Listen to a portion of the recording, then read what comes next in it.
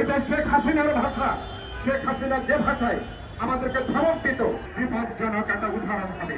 তার মানে ভবিষ্যতে সংবিধান পরিবর্তনের জন্য আর জনগণের ম্যান্ডেট লাগবে না, নির্বাচিত প্রতিনিধিত্ব লাগবে না, নির্বাচন লাগবে না, পার্লামেন্ট লাগবে না। দেশকে কি আপনারা নৈরাজ্যের দিকে কি নিয়ে যেতে চান? দেশকে যদি নৈরাজ্যের দিকে নিয়ে যেতে না চান, তাহলে এই সমস্ত প্রস্তাবগুলো বন্ধ করা দরকার।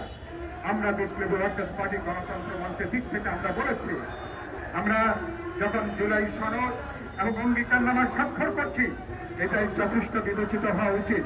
তারপরেও আমরা বলেছি সংবিধানের 106 ধারা অনুযায়ী প্রয়োজন বোধে প্রধান উপদেষ্টা, যিনি একই সাথে ঐক্যমত কমিশনের প্রধান, তিনি আপিল বিভাগের একটা মতামত চাইতে পারেন। আপিল বিভাগ আশা করি ইতিবাচক মতামত দিলে সেটা নিয়ে আমরা জাতীয় সংসদে নির্বাচনে যেতে পারি। জনগণ যাদেরকে ম্যান্ডেট দেবে, সুতরাং সেই অনুসারে আগামী পার্লামেন্টে আমরা এই সমঝোতার সনদগুলো কার্যকর করব, তাকে বাস্তবায়ন করব। আর আমার বন্ধুরা যারা রাজপথে এখন এটাকে নিয়ে যারা নানা হুমকি দিচ্ছেন, সেই হুমকির জবাবে বলতে চাই, আপনাদের এজেন্ডা, আপনারা এটা নিয়ে নির্বাচনে আপনারা যান, নির্বাচন ইশতেহারে আপনাদের দাবিনামা থেকে আপনারা যুক্ত করেন। দাবিনামা যুক্ত করার পরে মানুষ যদি আপনাদের প্রস্তাব গ্রহণ করে, আগামী পার্লামেন্টে যদি আপনারা 2/3 সংখ্যাগরিষ্ঠতা পান, সেভাবে আপনারা সংবিধান সংশোধন করবেন।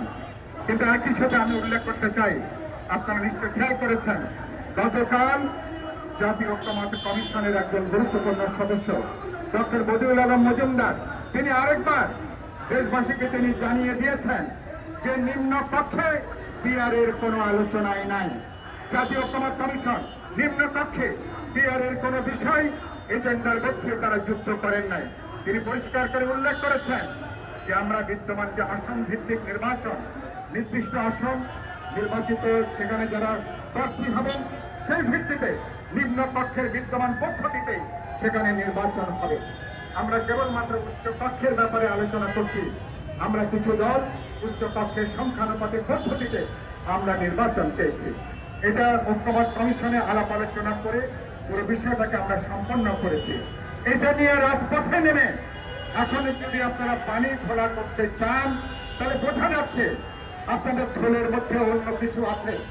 আপনারা আসলে এটা বলে বিক্ষোভ করেন, আলোচনা করেন, কথা বলেন, কোনো অসুবিধা নাই।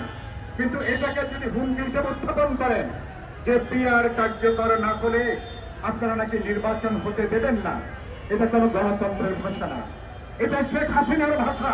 শেখ হাসিনা যে ভাষায় আমাদেরকে ধমক দিত, রাজনৈতিক দল জনগণকে ধমক দিত, কেউ কেউ আজকে রাজনৈতিক দল জনগণকে পরোক্ষভাবে ধমক দেবার চেষ্টা করছেন।